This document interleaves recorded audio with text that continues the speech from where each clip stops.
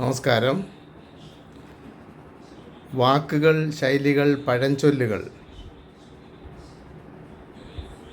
എന്ന ഒരു പേജ് ഞാൻ ഫേസ്ബുക്കിൽ ചെയ്തിരുന്നു. ആ വിഷയത്തെ സംബന്ധിച്ച് കുറേ അധികം വീഡിയോകൾ ചെയ്തു എന്നാണ് എൻ്റെ ഓർമ്മ. എന്നാൽ കുറച്ച് നാളായി മുതിർന്ന പൗരന്മാരുടെ അവകാശങ്ങളും അവരുടെ ക്ഷേമവും അവർക്കുള്ള ആനുകൂല്യങ്ങളും ഒക്കെ സംബന്ധിച്ചുള്ള വീഡിയോകളിലേക്ക് ശ്രദ്ധ കേന്ദ്രീകരിക്കേണ്ടി വന്നതിനാൽ ഈ വിഷയത്തിൽ വീഡിയോകൾ ചെയ്യാൻ എനിക്ക് കഴിയാതെ വന്നു. അപ്പോൾ എൻ്റെ ഫേസ്ബുക്കിലെ സുഹൃത്തുക്കളും ഫോളോവേഴ്സും അവരിൽ ചിലരൊക്കെ ഇതിപ്പോഴേ അന്വേഷിച്ചു, എന്താണ് ആ വാക്കുകൾ, ശൈലികൾ, പഴഞ്ചൊല്ലുകൾ അതിൻ്റെ പേജ് ഇപ്പോൾ ചെയ്യാത്തത് എന്ന് ചോദിച്ചു. അപ്പം ഞാൻ പറഞ്ഞു, ഇതാണ് അതിൻ്റെ കാരണം. എന്തായാലും വീണ്ടും ഇത് ചെയ്യാനായിട്ട് തീരുമാനിച്ചിരിക്കുകയാണ്. നമുക്കറിയാം, വാക്കുകളും ശൈലികളും പഴഞ്ചൊല്ലുകളുമൊക്കെ നമ്മുടെ സംഭാഷണങ്ങളിലും അതുപോലെ എഴുത്തിലും വാക്കിലുമെല്ലാം എത്രമാത്രം നമ്മൾ ഉപയോഗിക്കുന്നു എന്നുള്ളത്. വാഗർത്ഥാവിവ സംപ്രക്തൗ വാഗർത്ഥ പ്രതിപത്തയെ ജഗതപിതരൗ വന്ദേ പാർവതീ പരമേശ്വരൗ. കാളിദാസൻ്റെ രഘുവംശത്തിലെ നാന്ദി ശ്ലോകമാണിത്. പാർവതീ പരമേശ്വരന്മാരെ പോലെ വാക്കും അർത്ഥവും അന്യോന്യം ഇഴുകിച്ചേർന്നിരിക്കുന്നു. ഇത്തരം വാക്കുകളും ശൈലികളും മറ്റും നമ്മൾ നിത്യജീവിതത്തിൽ ഉചിതമല്ലാത്ത സന്ദർഭങ്ങളിൽ ഉപയോഗിക്കുകയും അത് അരോചകമായി മാറാറുമുണ്ട്.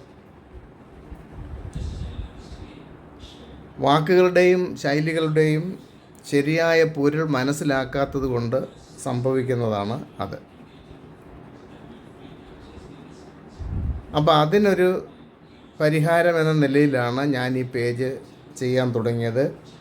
എഴുത്തിലും പ്രസംഗത്തിലും മറ്റും ഉപയോഗിക്കുന്ന തിരഞ്ഞെടുത്ത വാക്കുകളുടെയും ശൈലികളുടെയും അർത്ഥം, അതിൻ്റെ പിന്നിലെ കഥ, സന്ദർഭോചിതമായി ഉപയോഗിക്കാവുന്ന വാക്കുകളും ശൈലികളും എല്ലാം ചേർത്താണ് ഞാൻ ഈ പേജിൽ വിശദീകരിക്കുന്നത്.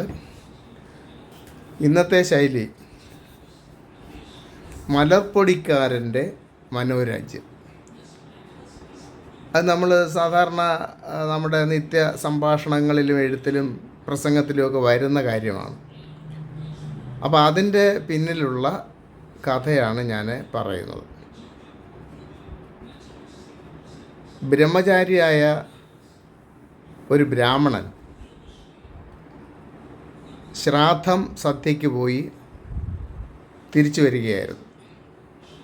ഊണ് ഹൃദ്യമായിരുന്നു. ദക്ഷിണയായി കുറേ മലർപ്പൊടി മാത്രമാണ് കിട്ടിയത്. അത് ഒരു മൺപാത്രത്തിലാക്കി തലയിൽ വെച്ചുകൊണ്ട് അദ്ദേഹം വീട്ടിലേക്ക് തിരിച്ചു.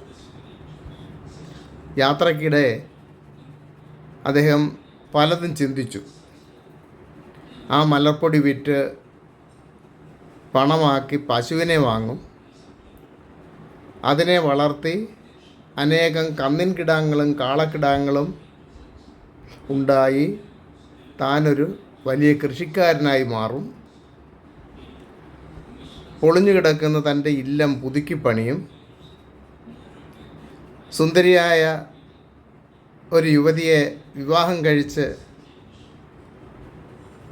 ആ വിവാഹ ജീവിതത്തിൽ കുട്ടികളുണ്ടാവും. അങ്ങനെ കുറേ അധികം ആലോചനയിൽ അദ്ദേഹം അങ്ങനെ മലർക്കുടവും വെച്ചുകൊണ്ട് മുന്നോട്ട് പോയി. അപ്പോൾ കുട്ടികളെ നോക്കാൻ ഭാര്യ വീട്ടിലുണ്ടാവണം. അല്ലാതെ പശുവിനെ കറക്കാനും പുല്ല് പറിക്കാനും ഒന്നും ഭാര്യ പോകാൻ പാടില്ല. കുട്ടിയെ നോക്കാതെ ഭാര്യ പുറത്തു പോയാൽ നല്ല അടി കൊടുക്കുമെന്ന് അയാൾ തീരുമാനിക്കുന്നു. അങ്ങനെ വിചാരിച്ചുകൊണ്ട് ബ്രാഹ്മണൻ തൻ്റെ കയ്യിലിരുന്ന വടി ആഞ്ഞടിച്ചു. മൺകുടത്തിലാണത് കൊണ്ടത്. മൺകുടം പൊട്ടി മലർപ്പൊടി സ്വന്തം ദേഹത്തും പരിസരത്തും എല്ലാം പതിച്ചു. അങ്ങനെ ആ മലർപ്പൊടിക്കാരൻ്റെ സ്വപ്നം പോലെയാണ് പലപ്പോഴും പലരുടെയും ആഗ്രഹങ്ങൾ. അത് ആ മൺകലം പോലെ തകർന്നടിയുന്നതിനെ ഓർമ്മിപ്പിക്കുന്ന കഥയാണ് ഇത്.